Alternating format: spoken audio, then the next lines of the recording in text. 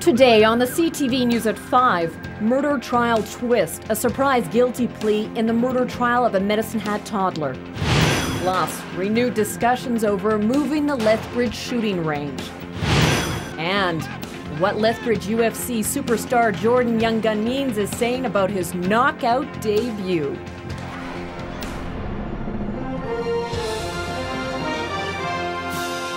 CTV News with Jackie Scantlebury. Good afternoon. A Medicine Hat man has pleaded guilty in the murder of a 2-year-old boy. TJ Heller pleaded guilty to a lesser charge of second-degree murder on what was supposed to be the start of his first-degree murder trial today.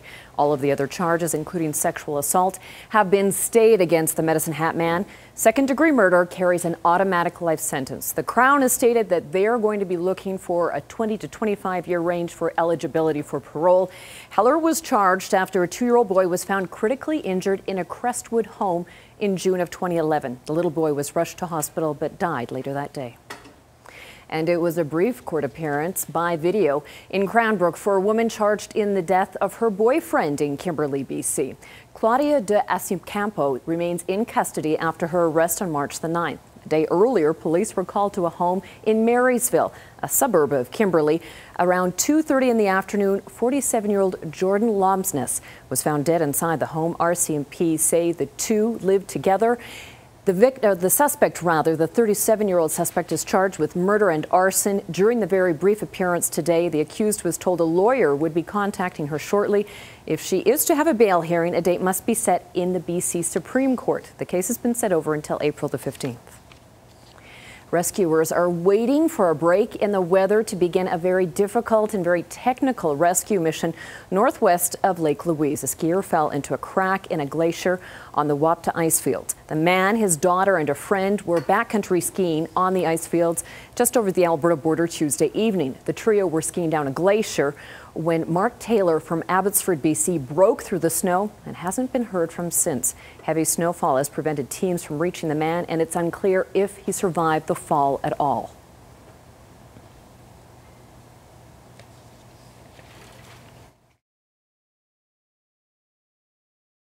Access in an area with high avalanche danger.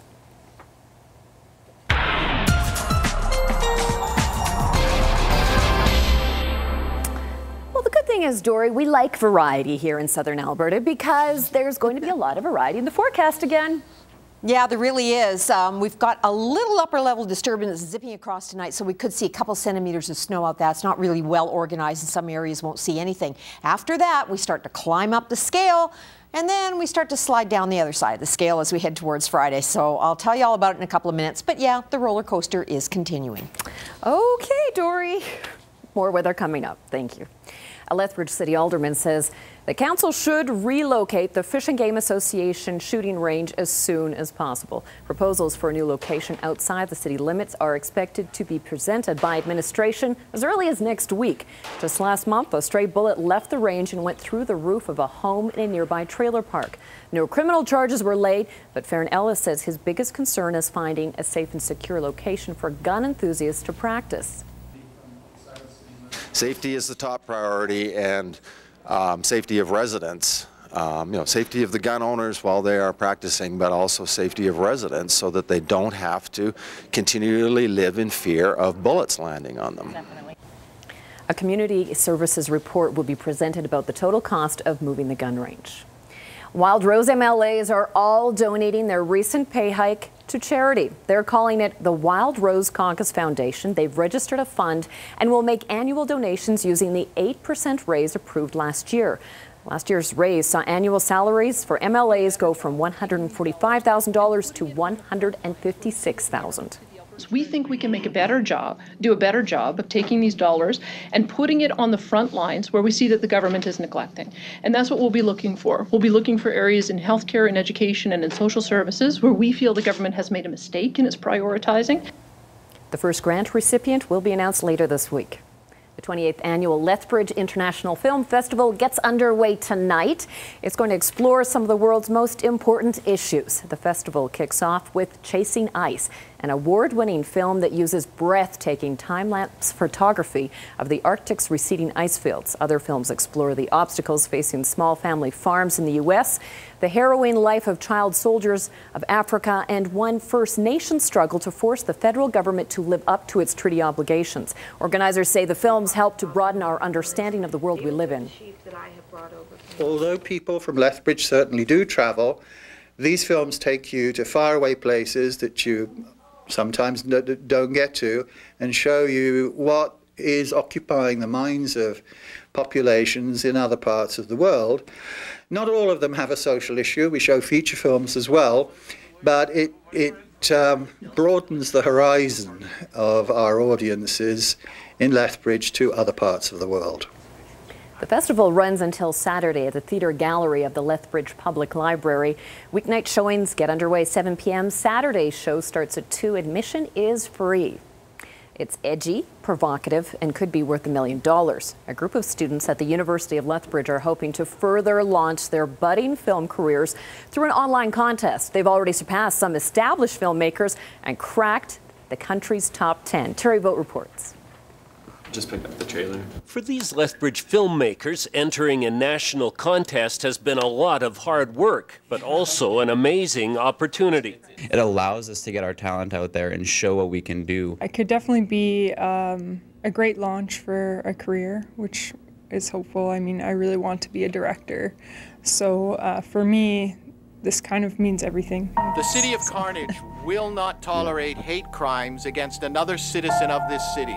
For Cinecoop, an independent studio, the contest is a way to discover new talent, reduce barriers to new filmmakers, and support projects that connect with audiences. Scott Sikma, Daniel Howard, and Gianna Malacco are students or recent grads of the University of Lethbridge Film Studies program. We've always been pushing to take our, skills further. And they felt the contest would be a way to move ahead with one of Gianna's scripts, a film called Rosalind Revenge. And it's like, well, this is the perfect opportunity because if we win, we get $1 million. And if we don't, we still gain a lot of valuable experience from the whole process. So we're like, let's go for it. First off, we build the trailer and everyone can go add to the watch list, review it, rate the movie, share with their friends, and then each week we get a new mission. The projects are rated by the online audiences, and in early going, Rosalind Revenge is holding its own, ranking in the top 10 among 90 films from across Canada. It's insane. I mean, we're just small filmmakers from Lethbridge, Alberta, and there's some people from Toronto, from Vancouver, who, like you said, they've gone and done Oscar-nominated films. And the fact that we are competing so well with them is just mind-boggling to us. Yeah, it's a little nerve-wracking and it's a lot of work, but we're really happy to be here at this stage. And they're working hard to stay in the running, contacting as many people as possible to let them know about the contest, to earn votes, and build an audience for the next voting round, which starts on Thursday. Terry Vogt, CTV News, Lethbridge. Now you can check out Rosalind Revenge and all the other entries online at cinecoop.com.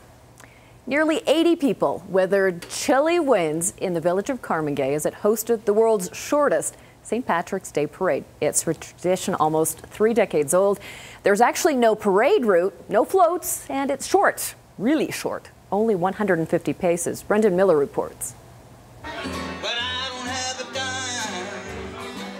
George Johnson can recall how he missed the first ever St. Patrick's Day Parade in Carmangay 26 years ago. Well, it almost didn't happen.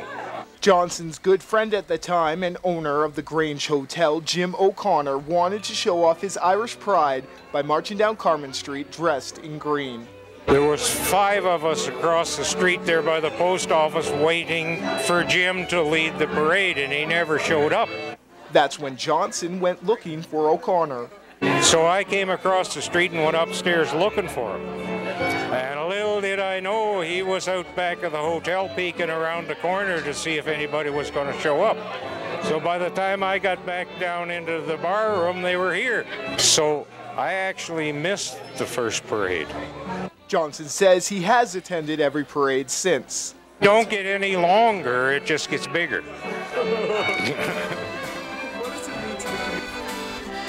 Parade founder Jim O'Connor has since passed away, but his tradition lives on through his family. O'Connor's grandson, Gage Beck, is proud of the growing legacy his grandfather started. Slowly after time, people just kept adding on because people just wanted to celebrate it with him. Gage has attended every parade since he was born, alongside his older brother Dylan, who says it's a tradition for the town to come together in celebration. I think that's what the day is about, coming together, visiting with friends, family, maybe having a few beers with everyone. And on a cold southern Alberta morning, a walk roughly half a block away was just enough effort to be rewarded with green beer and good friends. Because we were all thirsty. We didn't want to have to walk too far. Brendan Miller, CTV News, Carnegie. Great answer. Now, the president of the Southern Alberta Ethnic Association says education is the key to understanding other cultures. To help learn about other cultures, they held a potluck dinner of international proportions. The Ethnic Association's annual dinner and dance featured traditional dishes from several cultures. They served up everything from Croatian to African, Japanese to East Indian. Organizers say it's a chance for the diverse population of Southern Alberta to sample some of the fine dining from other parts of the world. We're trying to do this to expose everybody to the diversity we have, and with the idea that people would be more easy with different cultures. Coming up, we're going to take a look at a study released that shows Canadians get happier and more optimistic as we age. First, though, the day's markets.